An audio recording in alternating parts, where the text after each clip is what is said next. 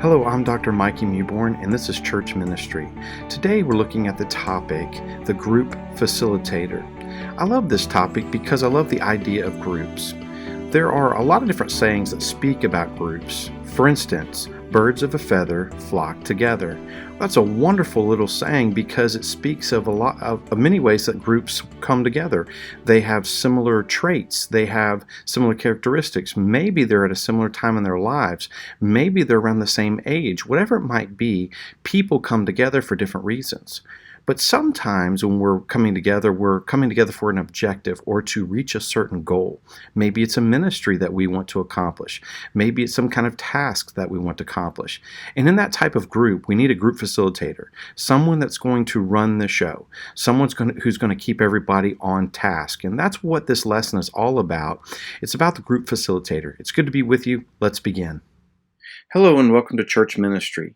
Today we're looking at the topic, the Group Facilitator. We're using our outline notes by Kenneth Gangle in his book, Team Leadership. It's good to be with you. Let's go ahead and jump into our study. I want to begin by looking at this slide. Leadership. Should you be a lone wolf or part of a pack? That's a great question. A lot of times people speak of leadership in ways saying that it's lonely at the top, or maybe that there's this lone wolf mentality when somebody is leading a charge or a group of people. But then there's the other side who completely go against that type of thinking and say, no, you're part of a pack. You're part of a group with an objective. And so it's important as we look at this study that groups really do make up what matters in an organization. And so if you have a smaller group, such as a committee or a board, it's important that you know that you're part of something that's bigger than you. You represent something. You help with something. And so it's important when we think of somebody like the group facilitator because they're part of the team. They're not the lone wolf. They're part of something that's bigger than them. And with that, let's continue on. The body of Christ in Romans chapter 12 verses 4 through 5. For as in one body we have many members, and the members do not all have the same function. So we, though many, are one body in Christ, and individually members of one another. I've seen these types of slides all around the place talking about 1 Corinthians 12 or Romans chapter 12. And it reads this way, now you are the body of Christ and each one of you is a part of it. We're all part of God's body. And so with these different functions that we've been given, it matters because we're not doing it for ourselves alone, but we're also a part of other people, especially the person of Jesus Christ. So the group facilitator has a big role because he is a part of everybody, or she is, and they are somebody that's going to make sure that everybody's on the same page. And so group facilitators help with those types of things. Variables in group work. A group is a collection of individuals whose existence as collection is rewarding to the individuals. Bernard Bass said that. In other words, groups need one another. It's important that a group understands why they are together. And a lot of people break off from groups. Maybe it's a church group or maybe it's a small group, and they'll break away from it because they don't feel that it's rewarding to them or it's helping them, or they don't feel like they're helping other people. I can't tell you how many times that I've been involved in church and someone leaves the church or leaves a small group. And I've asked them before, why did you leave? And they said, well, they didn't need me. That's said so often. Well, people want to feel needed. People want to feel like they're part of the group.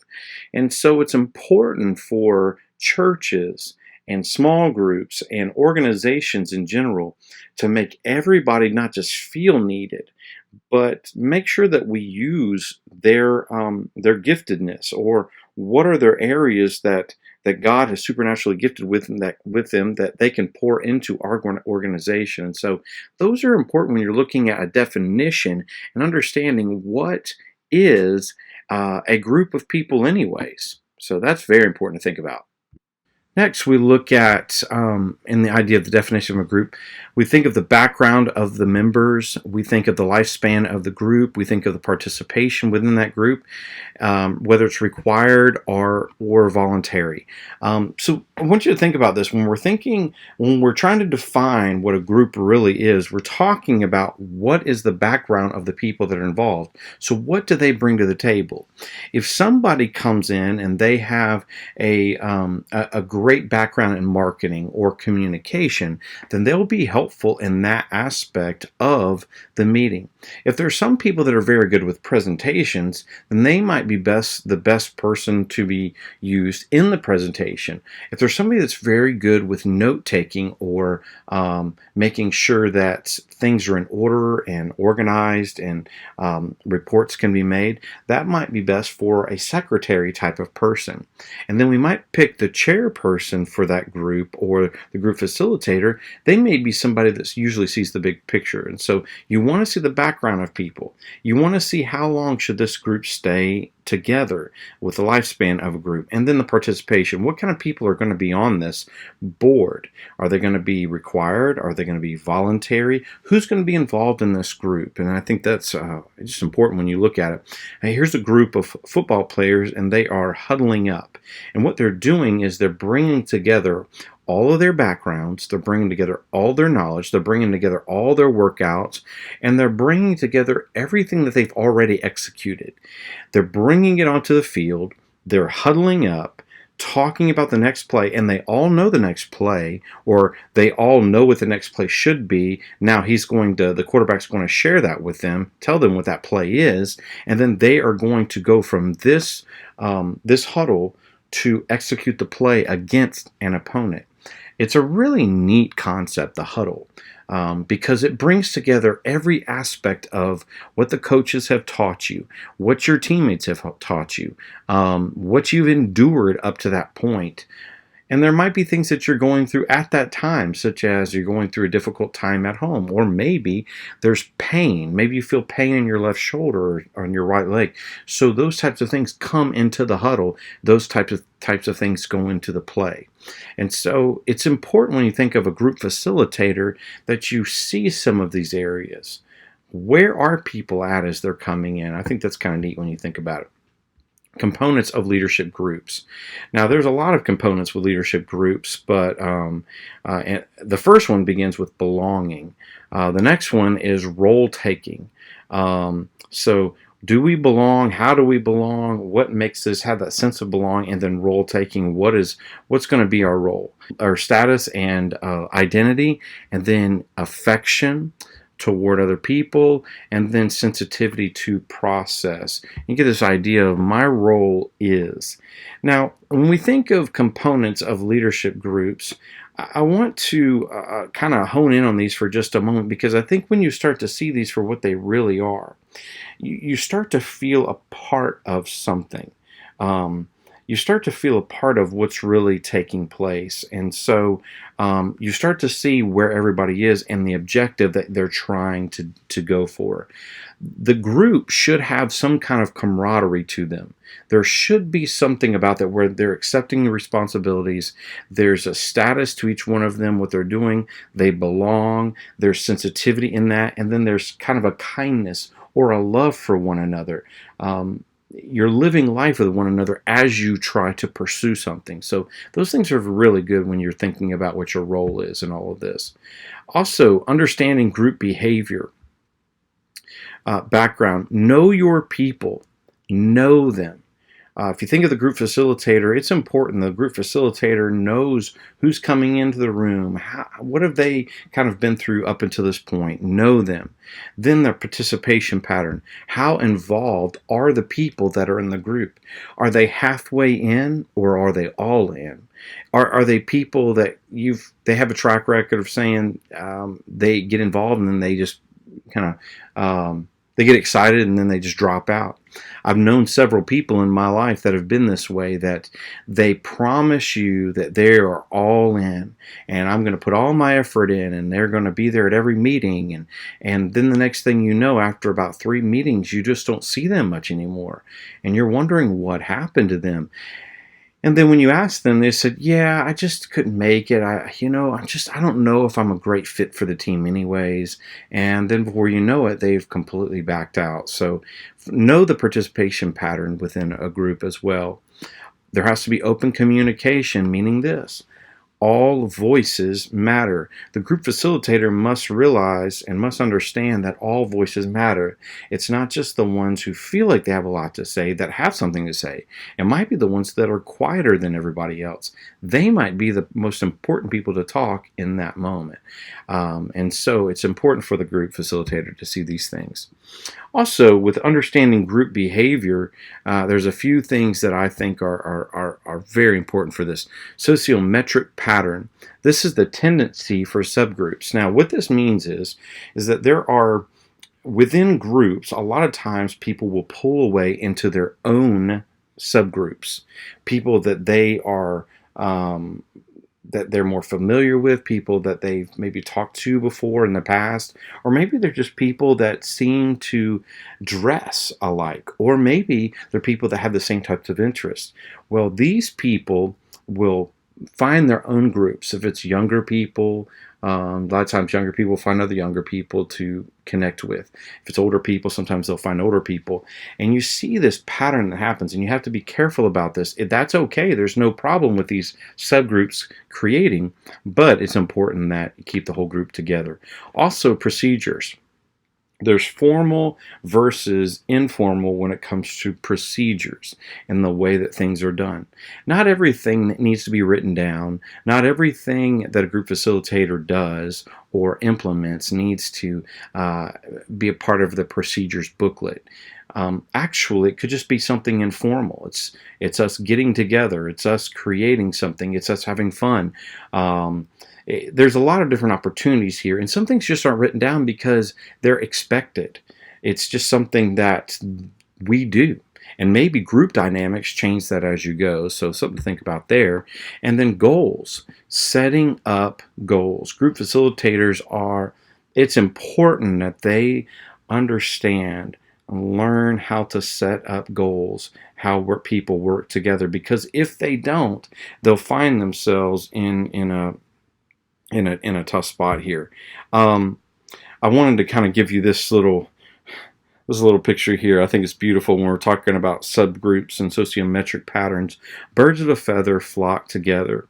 Well, I wanted to show this for two reasons. Number one, subgroups can pop up, and the people that come into these subgroups can usually be people that are similar. Maybe similar in look, similar in action, similar in family life.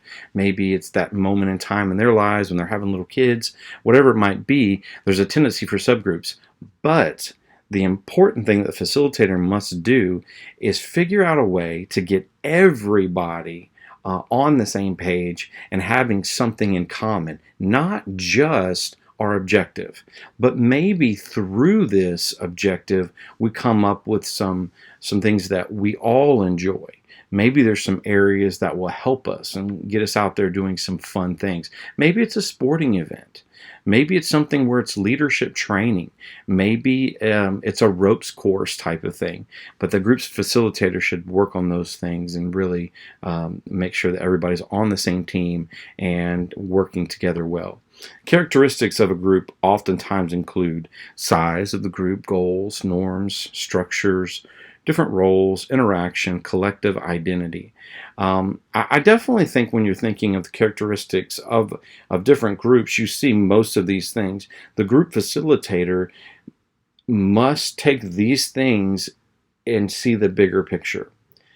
They must see that the size of their group really matters, because if they try to do things that are really better for smaller groups, and larger groups can find themselves separated out, it just doesn't work well. You don't want anybody to be a part of something that you're doing and they feel left out. Also, is the group too big to really set goals? Are they too big for that? Can you create structure? Is it possible? Or is this group just too different, or there's too many people who come against the certain structure? Or maybe roles, is it hard to identify where everybody is? And so just some things we need to look at there. I want to show you this too, ideal group interaction. I've looked for a lot of different models of this online, and I've looked at some illustrations and different books. I think this is a great one because it's not too symmetrical.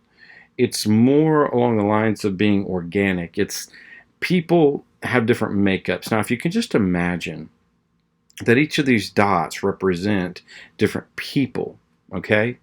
And within that, within those, within the area that have those people, there are lines that go across to other areas. So people might have different giftings, they might have different characteristics, they might have different desires and interests and those types of things. And what an ideal group interaction will look like is there's cross collaboration, saying, I may not be like you, and I may not have the same abilities you have, but I'm working with you. And I'm working with everybody that I possibly can. That's a neat thing about this drawing. Everybody is somehow connected. Everybody. Some people have the same things. Some people overlap with some of their giftings. But it's the idea that it's all working together, and there's great communication and there's cross collaboration. All right, some good things to see there. Indicators for healthy and sick groups. I just wanted to run through these quickly because there's a lot of them, but I think they're really good. Let's just start at the top here. Members have open communication. Decisions are worked through. Well-informed members speak in their area of competency. A member's value is judged by the merit of his idea. The whole group handles questions effectively. Now, what do sick groups look like? Only a few members do all the talking. Maybe you've been at a meeting like that. Most members mumble assent. Competent people remain silent during discussion. New people are not heard. Decision making is sent to committees. Oh, this is so common. Well, let's table that discussion, or let's send that on to this other committee, and they don't even deal with certain issues that are kind of small. Minor issues become centralized, taking the smaller issues and making those the big issues within your group. That's a no-no. Continuing on with some other healthy group characteristics. Major issues get major time. Minor issues get resolved quickly. Decisions are final. I love this one because what happens a lot of times, whether it's in the church world or organizations, the board makes a decision, the group makes a decision, the church makes a decision, and then a couple of months later, everybody is in regret. It's like buyer's remorse. It's this idea, what have I done? What have I jumped into? And so just kind of crazy when you think about that. Members center on goals and tasks. Rewards and criticism is shared. Seeks help from others. People are respected. This is a healthy group here. Sick group. Minor issues create tension. Major issues are passed over. Settled issues continue to resurface. Members blame others. Members are afraid to change. Rewards and criticism is not accurately given. Poor communication across the board. These are truly characteristics of a sick group, and we have to make sure that that just doesn't happen in our groups. Now, expectation of group members. Attendance, confidentiality, learning, responsibility, and avoid defensiveness. Now, look at these, all right? Members are expected to do certain things. They really are. And they're expected to be there. They're expected to be confidential. They're expected to be responsible. They're expected to learn. They're supposed to be part of the team. Very important. There's a movie that came out several years ago called The Blind Side. And the movie was entitled The Blind Side because that was the name of the offensive player or that played protecting the blind side of the quarterback. And so as this person who's represented here by this linebacker, what's so wonderful is he's portraying Michael Orr. He is protecting the blind side of a right-hand quarterback, so he played on the left-hand side. And so he would block a guy that was coming from the left-hand side. He had a role, and if he didn't fulfill his role, the quarterback could easily get hurt. His position was so vital. It really, really mattered. And it's wonderful in the movie, they portray that very well, of taking care of the blind side of the quarterback. And I thought that was pretty neat when we're thinking about how the groups work together. Okay? All right. Well, this has been Church Ministry, the Group Facilitator. Hope you've enjoyed this lesson. We'll talk to you soon. God bless you. Bye-bye. All right, that concludes our lesson on the Group Facilitator. I hope you've enjoyed looking at these different things as we define what this person does, how they work with the rest of the group. It's been so good to be with you today, and I hope you just continue on with your studies. We'll talk to you soon. God bless you. Have a great rest of the day. Bye-bye.